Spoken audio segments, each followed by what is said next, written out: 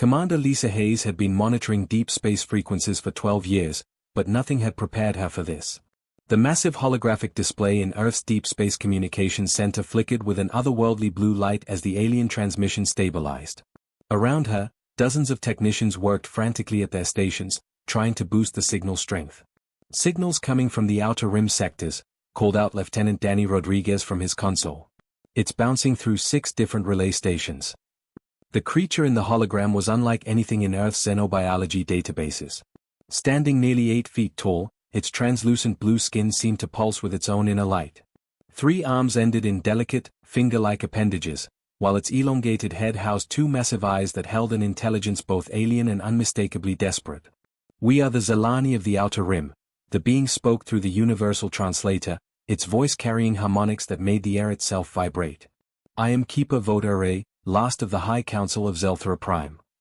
Hayes leaned forward in her chair. The alien skin was definitely fading from bright blue to a sickly gray. Whatever was happening to this creature, it was dying right in front of them. "The hive comes for us all," Voda continued, and behind the alien, Hayes could see the glow of burning cities through a massive window. "They are not like other species. They do not conquer, they consume. Entire worlds stripped bare, populations devoured, even the atmosphere itself processed into their bioships." The doors to the communications center hissed open as General Robert Kane strode in, his boots echoing against the metal floor. At 62, Kane had fought in the Water Wars, the Lunar Rebellion, and countless smaller conflicts. His weathered face had seen humanity at its worst, but the expression he wore now was something Hayes had never witnessed before. "General, you need to see this," Hayes said, not taking her eyes off the alien. "It's a distress call from outside our solar system." Kane moved closer to the hologram, studying the dying alien with tactical eyes. Behind Voda, they could see glimpses of the destruction, massive black ships that looked more grown than built, their surfaces rippling with organic patterns. Smaller creatures scuttled across the alien city's burning structures, their insectoid forms working with mechanical precision. "Our fleets numbered in the thousands," Voda gasped, clutching what appeared to be a severe wound in its torso. "Ships that had defended the galaxy for millennia. The collective intelligence that guides the hive adapted to our strategies within hours. Every battle plan we devised, they counted before we could implement it." Admiral Sarah Mitchell arrived with a team of analysts, her fingers already dancing across a portable data pad. "Lisa, are we recording everything?" "Every frequency, every data packet," Hayes confirmed. "The translation matrix is holding steady, but I'm reading massive interference from their location." Kane stepped directly in front of the hologram. "Why are you telling us this, alien? Why contact Earth?" The Zalani's massive eyes focused on Kane with startling clarity. For a moment, the pain seemed to fade from Voda's features, replaced by something that might have been hope. "Your world was marked forbidden by the Galactic Council 3 generations ago," the alien said. "After your first deep space probe reached our borders, the Council studied your species. They declared Earth a quarantine zone." "Quarantine?" Mitchell interrupted. "We were never contacted by any galactic authority." Voda's skin flickered brighter for a moment. "They call you Deathworlders. Your planet's gravity, your atmospheric pressure, your radiation levels, they are lethal to most galactic species. But it is not your environment they fear." Kane's eyes narrowed. "Then what?" "Your nature," Voda whispered. "Species that evolve on death worlds develop differently. You make war upon yourselves with technologies that terrify peaceful civilizations. Your literature speaks of conflicts lasting decades, strategies that sacrifice millions for victory. The Council speaks of your kind in whispers, calls you the most dangerous species they have ever encountered." Hayes felt a chill run down her spine. Around the communications center, every technician had stopped working to listen. "We have broadcast your location to the hive," Voda continued, and the statement sent shockwaves through the room. "It was our final desperate act. Perhaps these monsters will find in you what they found in no other species, resistance that cannot be adapted to, fury that cannot be calculated, a willingness to." The transmission began breaking apart, static washing over the image. Kane's voice cut through the interference. "How long until they get here?" Voda's form was barely visible now, the signal failing. "Their fastest bioships, 3 of your weeks, perhaps less. If you can delay them, some of our evacuation fleets might escape to the galactic core. If not..." The hologram dissolved into static. Mitchell was already on her comm unit. All department heads to emergency session immediately. Authorization Omega-7. Kane stared at the empty space where the alien had been, his expression harder than granite. How many ships do we have in mothball status? Over 2,000 across all classes, Mitchell replied, her voice tight. But Rob, if these things took down an entire galactic alliance? Kane turned toward the door, his jaw set. Then they haven't met humans yet. Get me the president, Sarah. It's time to wake up the war machine. President William Turner stood before the emergency session of the Global Defense Council, his hands gripping the podium as he addressed leaders from every nation on Earth. The weight of the alien warning hung heavy in the air, but Turner's voice carried the steel that had made him a war hero before he became president. For too long, we've remained isolated while horrors unfold beyond our borders. Today, that ends. The massive screen behind him displayed tactical readouts from across the solar system. Red alerts blinked from Mars colonies, asteroid mining stations, and deep space monitoring posts. Within minutes of Turner's declaration, every human settlement began mobilizing. Colonel Mike Stevens pressed his face against the reinforced viewing window of Lunar Base's command center, watching something that defied belief. The moon's surface was splitting open in dozens of places, revealing massive underground hangars that had been carved from solid rock decades ago.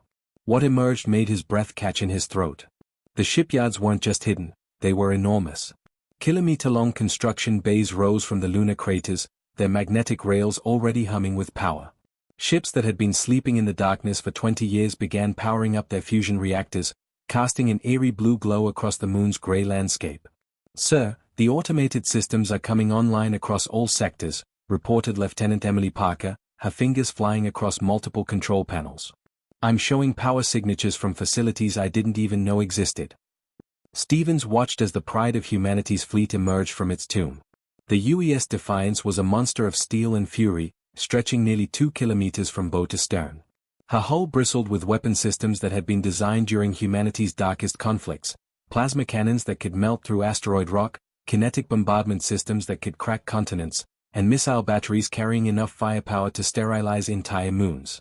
"Jesus," Parker whispered, watching the dreadnought's massive engines ignite for the first time in decades. "How many ships did we have in storage?" Stevens smiled grimly, remembering classified briefings from his early career.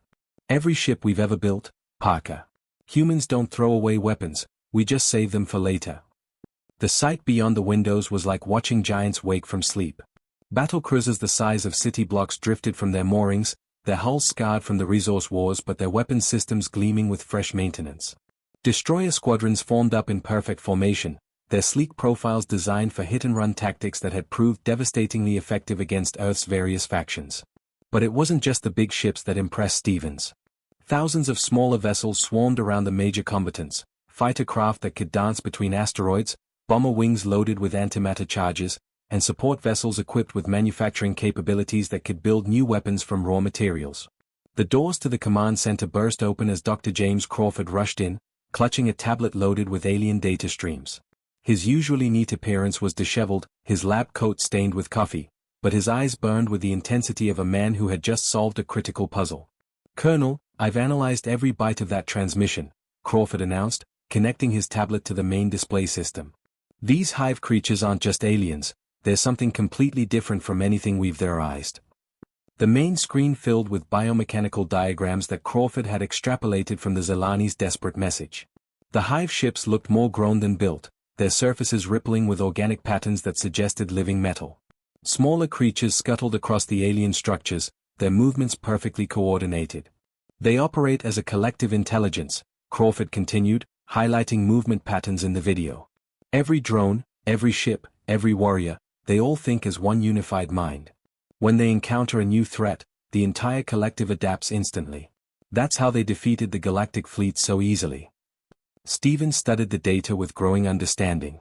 "So they learn from every battle and share that knowledge instantly across their entire species." "Exactly," Crawford nodded.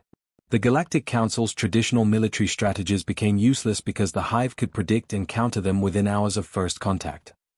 General Kane's voice crackled through the communication system from Earth. "Then it's a good thing we're not the Galactic Council." Parker looked up from her tactical displays.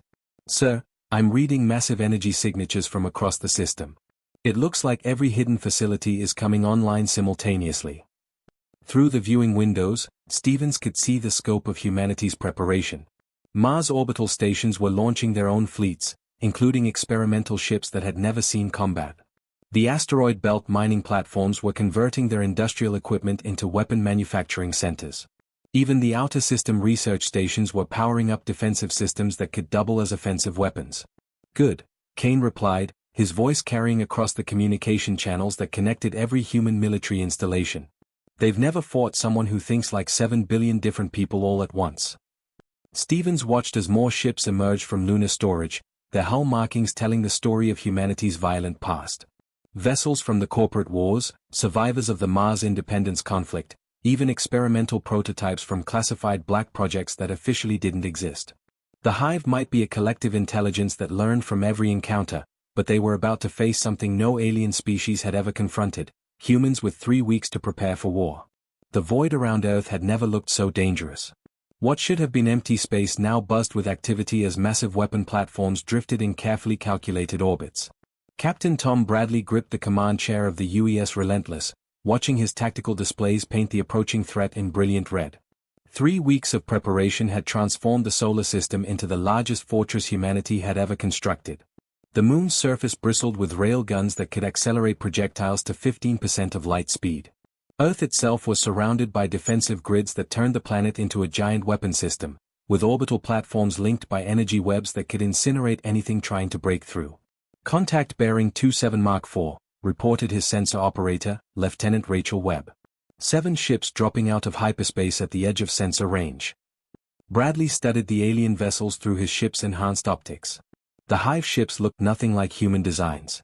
Instead of clean metal and geometric shapes, these things appeared to have been grown rather than built. Their surfaces rippled with organic patterns that pulsed with sickly green light, while smaller creatures crawled across their hulls like living armor plating. "They are bigger than our intelligence suggested," observed Commander Paul Dixon from the weapons station. "That lead ship must be nearly 3 kilometers long." "Size won't help them," Bradley replied, opening a channel to the fleet. "All ships, this is Relentless Actual. Remember your training, these things adapt fast, so we hit them with everything at once." The Hive advanced scouts moved with an eerie coordination that made Bradley's skin crawl. They didn't maneuver like individual ships but flowed through space like fingers of the same hand. Their biomechanical hulls shifted and changed as they approached, growing new weapon appendages and sensor clusters in real time. Admiral Mitchell's voice crackled through the communication system from the command ship UES Vengeance. "All units, weapons free. Let them come close enough to see what they're dealing with." Bradley watched the alien formation approach Earth's outer defense perimeter. The Hive ships moved with absolute confidence, their collective intelligence already analyzing human defensive positions and calculating the most efficient way to break through. They had done this to hundreds of worlds, and their shared memory contained the destruction of every galactic fleet that had tried to stop them. But they had never encountered humans before. "Hive ships approaching, Admiral," Bradley reported. "Looks like their advanced scouts are preparing to probe our defenses." "Let them come." Mitchell's reply carried the cold fury of a species that had spent centuries perfecting the art of war. "Show them what a death world can do."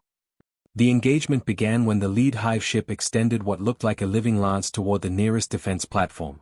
The organic weapon began charging with the same sickly green energy that pulsed through the alien hull, preparing to deliver whatever devastating attack had shattered galactic resistance. It never got the chance to fire. Bradley's weapons officer, Lieutenant Mark Thompson, had been tracking the alien formation since they dropped out of hyperspace. "Firing solution locked on all targets, sir. Plasma torpedoes armed and ready." "All ships, execute attack pattern Delta," Bradley ordered. "Fire at will." The human response was unlike anything the Hive Collective had encountered in their centuries of conquest. Instead of the predictable fleet maneuvers they expected, dozens of human ships attacked simultaneously from every direction. Plasma torpedoes, originally designed to punch through the armored hulls of human battleships during the resource wars, tore into Hive armor like it was tissue paper. The alien bioships tried to adapt, their living hulls growing thicker armor and new defensive weapons, but human engineering had been perfected through generations of warfare against equally creative enemies. Kinetic kill vehicles, accelerated to impossible speeds by magnetic rail systems, smashed through the Hive formations like invisible hammers. "Direct hit on the lead ship," Thompson reported, watching his displays track the destruction. Their hull is breaking apart. Bradley could see the alien vessel writhing as it died, its organic components shutting down in sequence. Smaller hive creatures that had been crawling across its surface spilled into the vacuum, their insectoid forms freezing instantly in the cold of space. The battle that the hive collective expected to last hours was over in exactly 4 minutes. 6 of the 7 alien ships had been reduced to expanding clouds of debris, their biomechanical components torn apart by weapons designed for humanity's most brutal conflicts. Only one hive ship remained, limping away from the carnage with massive holes punched through its living hull. Green fluid leaked from its wounds as it struggled to reach hyperspace, carrying word of this impossible defeat back to the collective. "Should we pursue?" asked Commander Dixon, his finger hovering over the firing controls. "Negative," Bradley replied, watching the damaged alien ship disappear into hyperspace. "Let it go. We want them to know what they're up against." Thompson stared at the debris field that had once been 6 hive vessels, each one larger than humanity's biggest battleships. The wreckage drifted slowly apart, still glowing with residual energy from weapons that would never fire again. "Think they got the message?" Bradley asked his weapons officer. Thompson watched the scattered remains of the alien scouts, thinking about the single survivor racing back to warn its collective of this new threat they had awakened. If they didn't, the next wave will. 3 months had transformed humanity from a hidden species into the galaxy's most feared predator. Captain Amy Richardson stood on the bridge of the UES Thunderstrike, watching Kepler 442 grow larger on the main display. The planet's surface was scarred with hive installations, massive biomechanical structures that pulsed with the same sickly green energy they had seen in Earth's first encounter. "Tactical report," Richardson ordered, studying the alien defenses orbiting the world. Commander Jake Williams bent over his sensor console. 12 hive ships in defensive formation. They've got some kind of organic defense platforms growing right out of the planet's crust. I'm reading weapon signatures we haven't seen before. Richardson nodded grimly. The hive collective was learning, adapting their tactics based on their devastating defeat at Earth. But they still didn't understand what they were really fighting. "Signal the fleet," she commanded. "Execute boarding protocol 7 Alpha. We're not just destroying their ships, we're taking them apart from the inside." The human task force had perfected a new kind of warfare over the past 3 months. Instead of the predictable fleet engagements that other galactic species preferred, human commanders used tactics that would have been impossible for a hive mind to coordinate.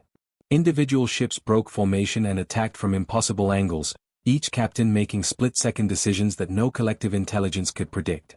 "Boarding shuttles away," reported Lieutenant Paul Morris from his station. "Sergeant Walsh's team is locked and loaded." Richardson watched the tactical display as dozens of human assault shuttles streaked toward the largest hive ship. The alien vessel was trying to adapt, growing new point defense weapons across its biomechanical hull, but human boarding craft had been designed for exactly this kind of close-quarters combat. Aboard Assault Shuttle Beta 7, Sergeant David Walsh checked his weapon one final time.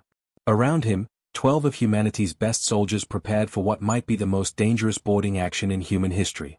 Their armor was scarred from previous battles, and their weapons carried modifications learned through 3 months of fighting alien biotechnology. "Remember, no survivors," Walsh told his squad as they approached the hive ship's hull. "They showed no mercy to the Zilani, and they won't show mercy to us." The shuttle's cutting torch burned through the alien hull like butter. The biomechanical material tried to heal itself, but human industrial chemicals prevented the regeneration process. Within seconds, Walsh's team was inside the enemy vessel. The interior of the hive ship was a nightmare of organic corridors that pulsed with their own heartbeat. Strange fluids dripped from the ceiling, and the walls themselves seemed to watch the human intruders with thousands of tiny eyes. But Walsh had seen worse things in Earth's underground cities during the water wars. "Move fast, stay together," he ordered his team. "These things are probably already adapting to our presence." They encountered the first hive drones at a junction of 3 corridors. The insectoid creatures were unlike anything in Earth's fossil records, standing nearly 7 feet tall on 4 legs, with razor-sharp arms that could slice through steel. Their compound eyes reflected the emergency lighting as they chittered in what might have been communication. But the drones had never faced enemies who fought with such controlled fury. Walsh's team moved with deadly precision, their weapons firing in coordinated volleys that dropped the aliens before they could adapt their tactics. These weren't the panicked defenders the hive was used to facing. These were humans who had spent centuries perfecting the art of close-quarters combat. "Corridor secured," reported Corporal Lisa Chen, reloading her weapon. These things don't seem to know what to do when their hive mind can't predict our moves. The boarding team pushed deeper into the ship, encountering increasingly desperate resistance. Hive drones tried to overwhelm them with numbers, but human squad tactics had been developed fighting equally intelligent enemies in Earth's urban battlegrounds. Every corner was cleared with explosive charges, every room swept with methodical precision. Bridge in sight, Walsh reported through his comm unit. The control chamber looks like some kind of organic brain. Captain Richardson's voice crackled through the communication system. Sergeant, plant the charges and get out. We're seeing similar success across all boarding actions. Back on the Thunderstrike's bridge, Richardson watched as human tactics proved devastatingly effective across the entire star system. The Hive Collective had expected another traditional fleet engagement, but instead found their ships being gutted from within by boarding parties that moved with unpredictable creativity. Lieutenant Morris reported from the communication station, the planet's liberation is complete. The few remaining Hive ships are retreating to hyperspace. Richardson nodded, watching another human fleet jump into the system. Earth's industrial might, once turned inward during humanity's civil conflicts, now projected outward like a steel fist reaching across the galaxy. Every liberated world became a forward base, every rescued population became grateful allies who provided intelligence and resources. The tactical display showed the broader picture of humanity's offensive. Across a dozen star systems, human fleets were striking simultaneously. The Hive Collective, used to fighting predictable enemies, couldn't adapt fast enough to counter attacks that came from 7 billion individual minds all thinking differently. Signal from Admiral Kane, Morris announced. The offensive is ahead of schedule on all fronts. Richardson studied the star charts, marking systems that still showed Hive occupation. Each red dot represented billions of enslaved beings waiting for liberation, entire civilizations that had been consumed by the alien collective. Set course for the next target, she ordered, watching her crew prepare for another jump to hyperspace. We're not stopping until every last one of them is gone. Hive Prime hung in space like a diseased jewel, its surface crawling with biomechanical structures that had consumed entire civilizations to build. Fleet Admiral John Harrison stood on the bridge of the UES Destiny, watching the most massive military formation in human history approach their final target. Over 3,000 ships stretched across space in perfect battle formation, every vessel humanity had ever built, now united for one purpose. The alien homeworld was unlike anything human scouts had encountered. Instead of cities, massive organic towers grew from the planet's crust like infected wounds. Hive ships didn't launch from spaceports but seemed to birth themselves from enormous flesh-colored domes that pulsed with their own heartbeat. The entire world was alive, a single organism dedicated to spreading its infection across the galaxy. Admiral, I'm reading energy signatures beyond anything we've measured before, reported Commander Beth Taylor from the sensor station. The planet itself appears to be one giant weapon system. Harrison studied the tactical displays showing defensive positions that defied human understanding. Living asteroids drifted in orbit around Hive Prime, each one sprouting weapon systems that tracked the approaching human fleet. Biomechanical satellites hung in clusters, their surfaces rippling as they grew new armaments in real time. Signal all ships, Harrison ordered, his voice carrying across communication channels that linked every human vessel in the Armada. All ships, this is Admiral Harrison. Today we end this. The response was immediate. 3,000 ship captains acknowledged the order, their crews preparing for what would either be humanity's greatest victory or its final battle. In fighter bays across the fleet, pilots like Commander Anna Brooks made last-minute checks on weapons systems that had been refined through months of combat against Hive technology. The Hive's response was unlike anything they had shown in previous battles. Instead of the calculated tactics of a collective intelligence, this felt desperate. Thousands of bioships erupted from the planet's surface like angry wasps, their living hulls glowing with the same sickly green energy that powered all Hive technology. Incoming fighters, massive swarm formation, called out Lieutenant Ray Johnson from his tactical station. I count over 10,000 individual contacts. But the Hive had made a fatal mistake. In their desperation to defend their homeworld, they were fighting exactly the kind of battle that humans had perfected over centuries of warfare. Brooks launched her fighter into the chaos, immediately recognizing the tactical situation. All fighter wings, implement scatter pattern Delta, she commanded over the squadron frequency. Don't let them surround us, make them chase individuals. The space around Hive Prime erupted into the largest battle in galactic history. Hive fighters moved with perfect coordination, but human pilots flew with creative unpredictability that the collective intelligence couldn't counter. Where the aliens expected formation flying, humans broke apart and attacked from impossible angles. Where they prepared for honorable single combat, humans used pack tactics learned from Earth's ancient air wars.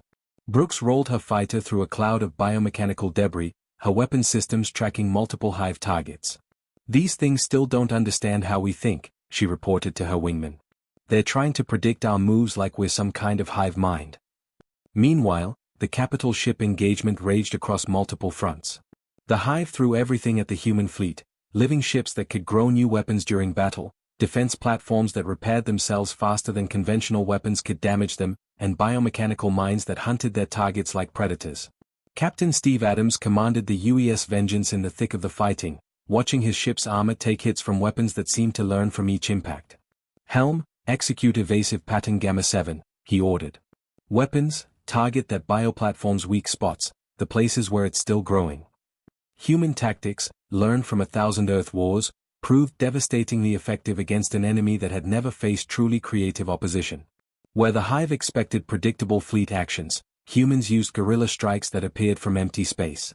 Where they prepared for honorable combat, humans employed psychological warfare that confused the collective intelligence.